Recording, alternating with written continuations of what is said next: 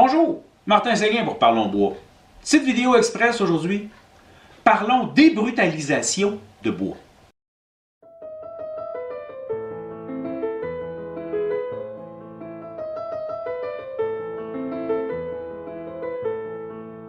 Oui, on va parler bois parce que on me pose souvent la question, et je vois souvent la question aussi sur le groupe Parlons Bois sur Facebook, où les gens se posent comme question, OK, ça implique quoi le bois brut, comment ça marche, qu'est-ce que ça mange en hiver?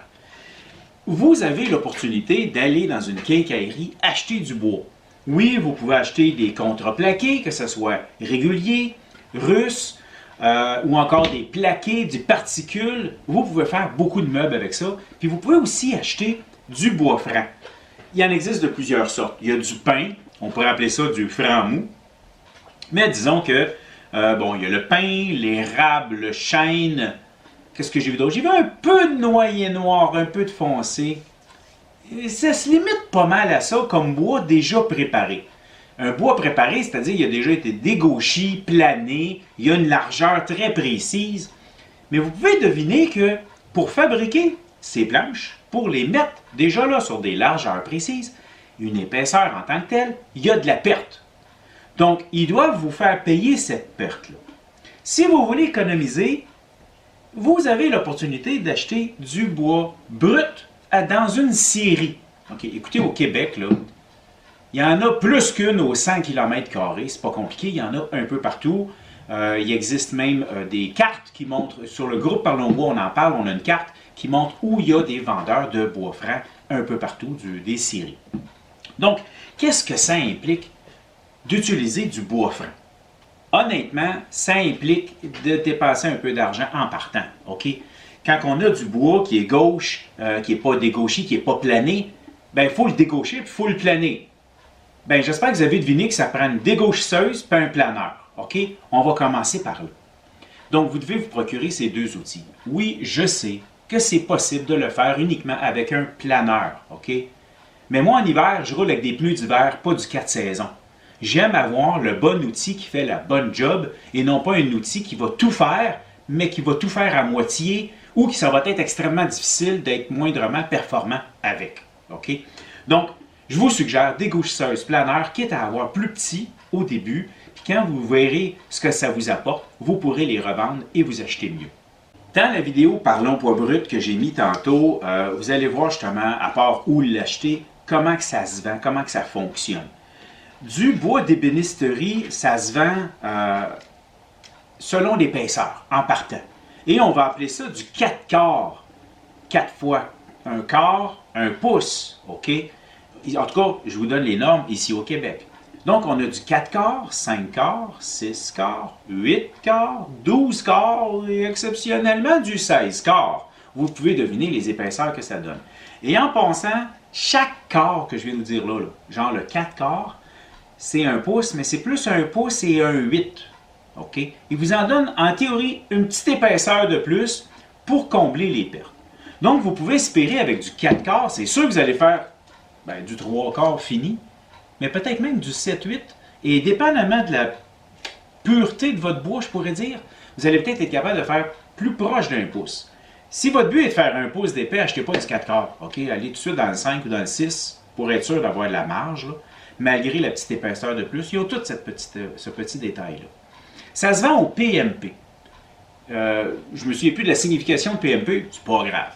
Mais un PMP, c'est 12 pouces par 12 pouces par 1 d'épais.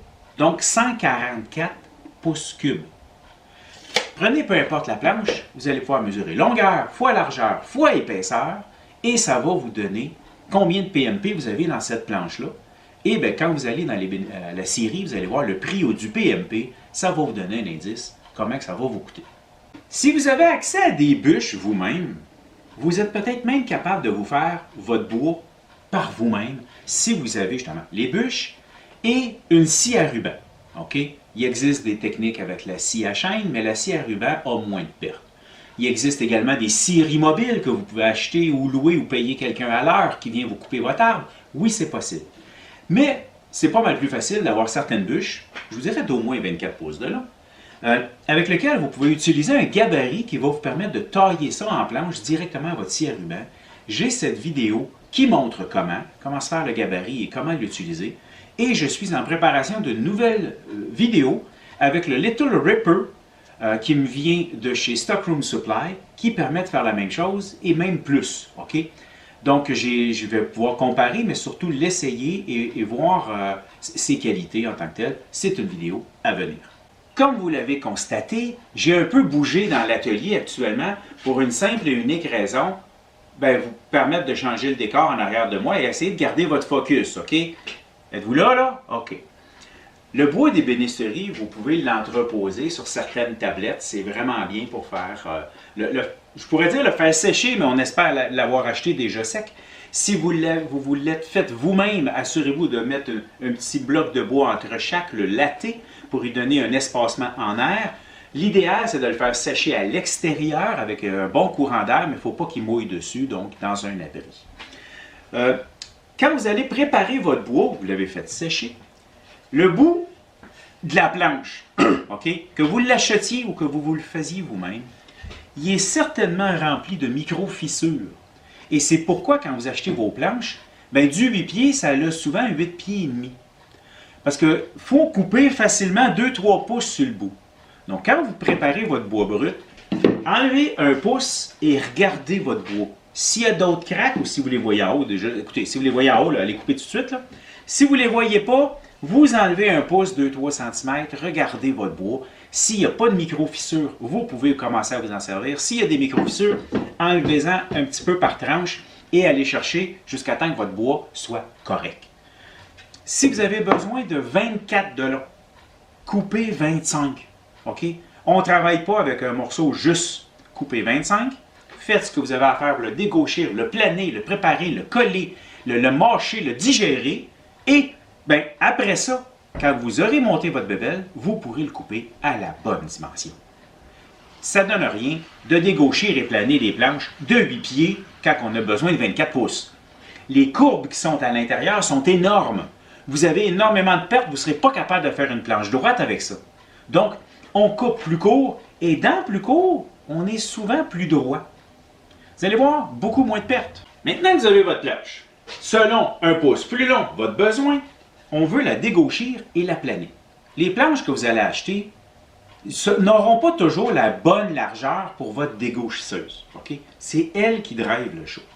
Si vous avez une dégo de 6 pouces, vous ne pouvez pas passer des planches de plus que 6 pouces dessus. Okay? On va se limiter à 6. Donc, si vous avez acheté une planche de 7, 8, 10, 12 de large, il faut les refendre sur la longueur, sur la scie à ruban, pour les amener à une largeur qui vont passer sur votre dégauchisseuse. Avez-vous remarqué que j'ai dit scie à ruban? C'est volontaire. Il faut faire ça à la scie à ruban. Il faut être sécuritaire. Okay? La scie à ruban pousse vers le bas. Elle ne vous causera pas de kick. C'est bien moins dangereux. Vous utilisez le guide et vous refendez selon la largeur de votre dégauchisseuse.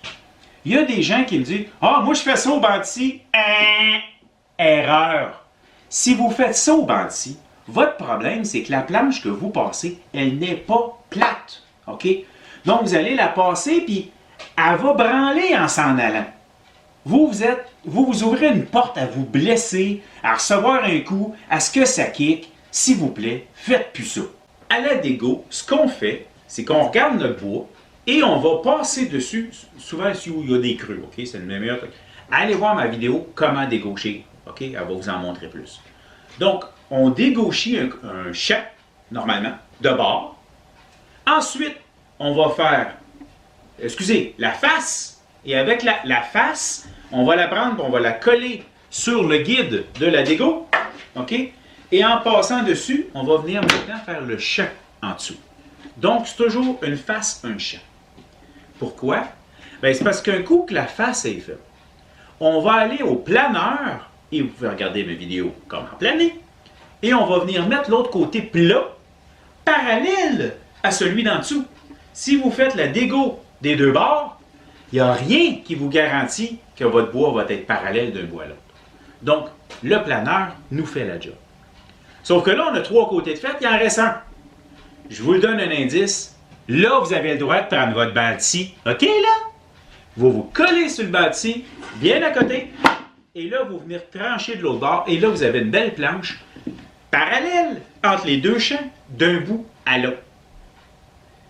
À partir de ce moment-là, on arrive à peu près à l'équivalent du bois que vous venez d'acheter, que vous auriez pu acheter, pardon. Donc, on a payé beaucoup moins cher, mais on a aussi beaucoup moins de pertes. Si votre but est de faire un simple collage et que d'avoir les deux planches complètement parallèles n'est pas une nécessité, quand vous collez plein de planches, là, des avoir parfaitement parallèles, je ne sais pas, c'est un cœur ou quoi que ce soit, puis c'est pas grave s'il y a 2 mm de différence, bien on peut venir faire à la dégo les deux champs, ça va être correct, c'est accepté, il n'y a pas personne qui va vous chicaner et vous allez peut-être aussi sauver un peu de temps, vous ne serez pas obligé de repasser au bâti pour avoir les deux côtés parallèles. Ça m'est régulièrement arrivé d'avoir des planches trop épaisses pour mon besoin, ok? Genre un cœur de porte. J'ai fait une vidéo sur comment refendre une planche en deux qui va vous permettre de venir tailler la planche sur sa hauteur, scie à ruban, hein? Et ça va vous permettre d'avoir comme deux épaisseurs de planche. On dégauchit un bord, en fait on dégauchit les deux côtés, un champ pour être plat, et on passe ça dans la scie à ruban. On a deux demi-planches de plus petite épaisseur qu'on repasse dans le planeur. On finit avec peut-être 3/8 d'épais. C'est bien en masse pour faire un cœur de porte. Et bien avec une seule planche, on a eu la possibilité de faire plus grand. On peut aussi faire ce qu'on appelle du book match, c'est-à-dire que quand on a une belle planche très texturée, en la refendant en deux et en les collant comme ça, on a le côté gauche qui ressemble au droit et ça fait beau. Si votre but est d'acheter, genre, on va acheter du 8 quarts, puis on va le refendre en deux pour faire du 4 quarts chaque, notez que le 8 quarts est plus que le double du prix du 4 quarts. C'est pas économique faire ça.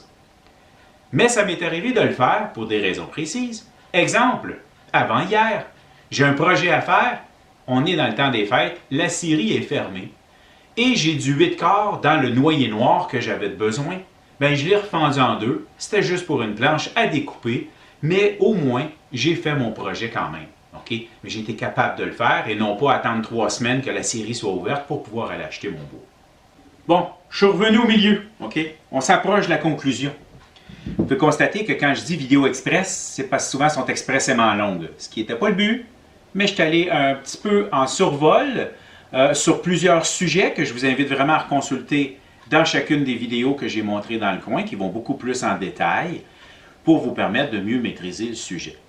Qu'est-ce qu'on fait avec du bois brut, un coup qui est dégauchi, plané? Bien, on ne se met pas à le vendre à notre voisin, OK? On fait des projets avec. Et au niveau projet, j'ai un lien ici qui vous permet d'aller voir plein de projets que j'ai faits un peu partout avec le temps. Ça fait maintenant 8 ans que je suis sur YouTube. J'ai plus de 300 quelques vidéos en ligne. Plusieurs sont des projets, bien justement faits avec du bois brut qui a été débrutalisé. Sur ce, j'espère que vous avez apprécié. Merci. C'est déjà fini. Ben oui. Si vous ne voulez pas manquer mes prochaines vidéos, il y a le piton s'abonner en bas avec la petite cloche de notification qui va faire en sorte que vous allez être le premier à être mis au courant que je viens de sortir une nouvelle vidéo. Gênez-vous pas également de commenter et de mettre un pouce en l'air. Ça aide. Vous pouvez également me suivre sur mes réseaux sociaux. Il y a Instagram, mais ça, c'est juste pour des photos. Il y a Parlons Bois, la page Parlons Bois sur Facebook, où est-ce que je montre des choses que vous ne verrez pas ailleurs. Et il y a également le groupe Parlons Bois. Ça, c'est un endroit où est-ce que vous pouvez participer en montrant ce que vous faites, en aidant les autres ou en demandant de l'aide. Parlant d'apprendre, si vous avez des projets que vous voudriez qu'on fasse ensemble pour développer ou apprendre une certaine technique, communiquez avec moi, on va s'arranger.